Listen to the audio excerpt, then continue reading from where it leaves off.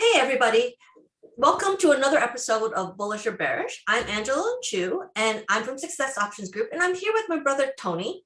And really, what we usually do is we're going to give you both sides of the story.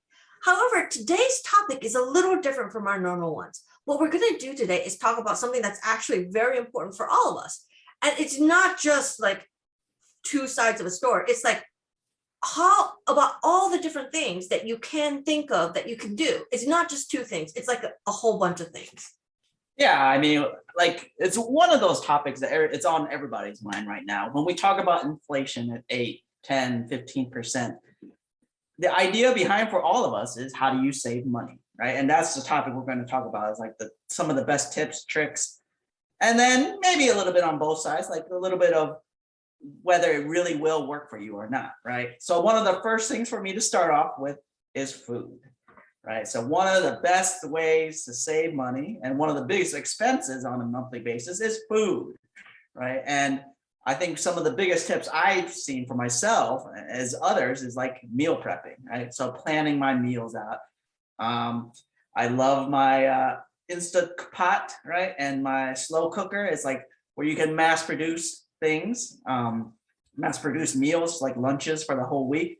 And that really is one of the biggest meal savings is by you're planning what you're going to do and you making out for many days in the week, you're able to cut costs when it comes to your food expenses. So what he's saying is a great idea, except for like some of us, like I personally like to have like a lot of choice. Like, oh, I don't know what I feel like eating today. So what I found is that his meal prep idea is great, but sometimes it's kind of like what you need to do is you have to be willing to spend the time to cook for yourself instead of eating out, because that really the major costs how do you say it? The same food, if you can make it yourself versus if you buy it from outside, buying it from somebody else will cost you double. Like ordering it in from DoorDash or Uber Eats or Grubhub, or just even going out to the restaurant to eat. Making the exact same meal, but you doing it at home, going out will cost double what it would cost for you to do it yourself.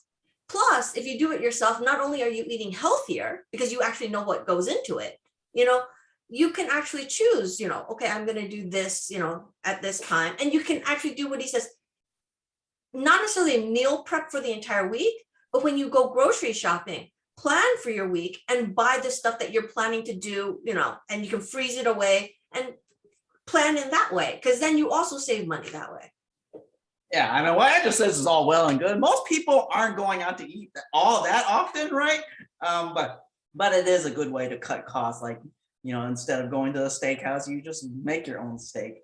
That's the one for me, at least, right? And this gets into one of my next topics about like energy or gas, right? So Andrew kind of described like when you're going to your grocery, one of the biggest things is always combining your trips, right? So like if I'm going to go to the groceries and I need to go, I don't do it, but like if you need to go dry cleaning or you need to go somewhere else, right? You combine your trips so you save your fuel. The other big ones is like LED light bulbs, right? So in California, you have this thing about peak, right? So there's certain times of the day where energy costs more than others.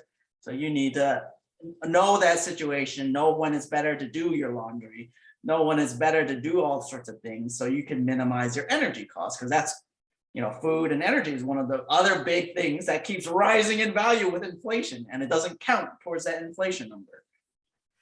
And what he's talked about is great, but it's not only those, there's other ideas that you can do, because like he's talking about combining all your trips in one.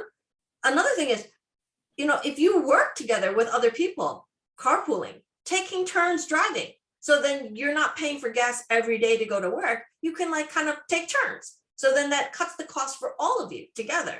And then another thing is he's talking about like if you can like avoid peak, and that's great for people who can like go out and like they work somewhere else, they can turn it off while they're not at home and it doesn't matter. But for those of us who actually work at home, you don't want to be uncomfortable like because you had to turn off your AC or something like that while you're still at home. What can actually help a lot with that is actually buying things like, like those, what's it called? 100% blocking blinds. Because if you do that for like your living room or for areas that you're not using while you're at home, there's less heat coming into your house so that you don't need to, you can actually save by like, preventing your house from needing to be, air conditioned as much. And like he said, there's a lot of other energy saving things like buying energy saving appliances, remembering to unplug and turn off things that you're not using, because sometimes we forget. But if we just remember, like if we try to keep that in mind, it's like, oh, well, if I'm not using this, let me unplug it or let me turn it off. Because, that every little bit helps when it adds up over months. Yeah, not everybody wants to live in the dark like a vampire either, but just kidding. But like the other one, the big ones, like I know people like to say, oh, just cut Starbucks out. It's not really, for most people, it's not that huge of an expense. So there would be some savings, but not a lot. The other big one for me I can think of right now is like your fixed expenses. And those are things like rent's a difficult one, like especially as we've talked about it before in prior videos, like the rent keeps going up, or it's something that's part of this whole system that we're seeing with inflation. But like when you talk about insurance, like your various insurances, these are things where one, you can compare, right? So you can go to different insurances, or you can look at your deductible, right? So you can raise like your deductibles so that your average cost per month is down. Now there is some risk, so you have to evaluate what's right for you. Cell phone bills, right? So there's a lot of providers, right? Do you really need unlimited data? That's a question, right? So it's something you have to evaluate for yourself. But as he's talking about this, one of the kind of fixed costs that we almost all forget about is how many times have we subscribed to something and then forgot about it? Because they're low monthly charges and we're like, oh, I use that sometimes. But then if you really go through all of the subscriptions that you've subscribed to, like, aren't there a few that, okay, I used it for like a month when I first subscribed, but I don't really touch it anymore? Do you need to still pay for that subscription? You know what I mean? Like these reoccurring costs that, I'll admit, like sometimes I forget about them too, so it's like, oh, maybe it's a good time to take a look at your bill. What kind of reoccurring costs are you getting? And are you still really like, do you really need, the HBO Prime, the Disney Plus, like Netflix? Like, do you really need 5 different, channel subscriptions if you're only really using one of them? Yeah, I guess not everybody's like me, where you program that into your calendar to make sure you cancel that subscription on time. That is how you keep yourself accountable for that kind of stuff. But I know that not everybody's like me. The other big thing is, as an Asian, I love discounts, right? So you gotta make sure. One of the biggest things that I learned was like AARP, right? The AARP, right? So the Association of Retired People, right? You don't have to be that over 50 to get that. So you can apply for that. It's still a membership fee. It's like $12 or something a year, right?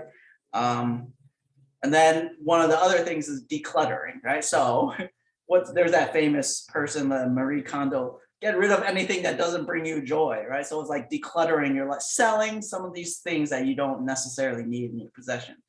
And I realize that a lot of this is nibbling at the edges of like, what you can do to cut expenses, to cut down how much you're spending.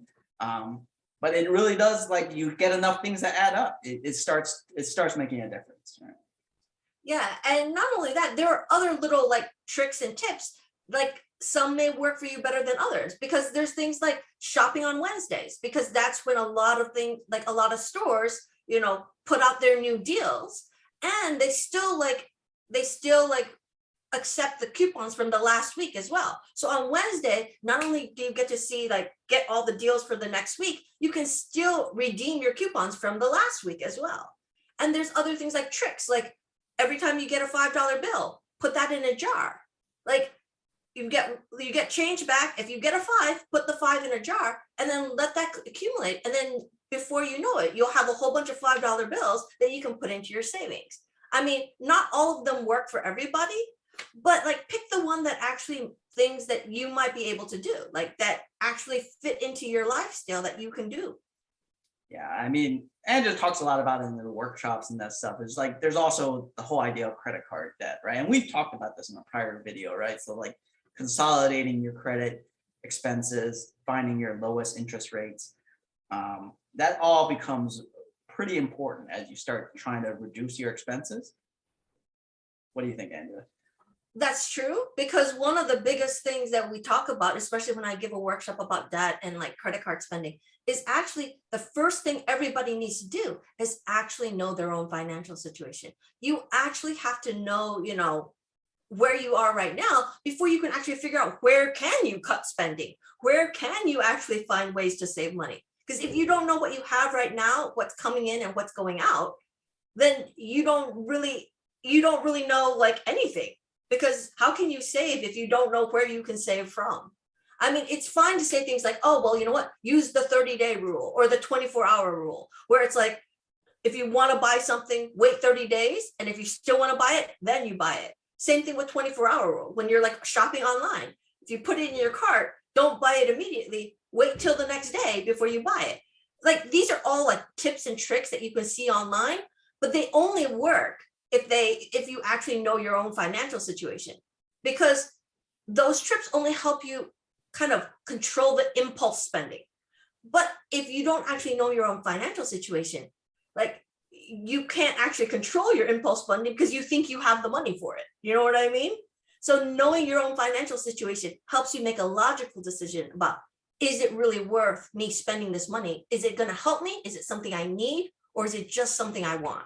Yep. So I mean, it's a lot like knowing what type of investor you are, right? Like whether you're somebody that's gonna get scared of like a sudden down drop in your investments and that stuff. So it all ties together. It's a lot about knowing yourself a little better, right? And make sure you hit the like and hit the subscribe if you enjoyed this video. No, it's a little bit different than what we normally do, but it gets at one of those topics that people are just like, how do I cut expenses, right? How do I get to a better position so I can, overcome this kind of inflationary issues that we see? So make sure you stay tuned and then come check us out next time. Have a good day.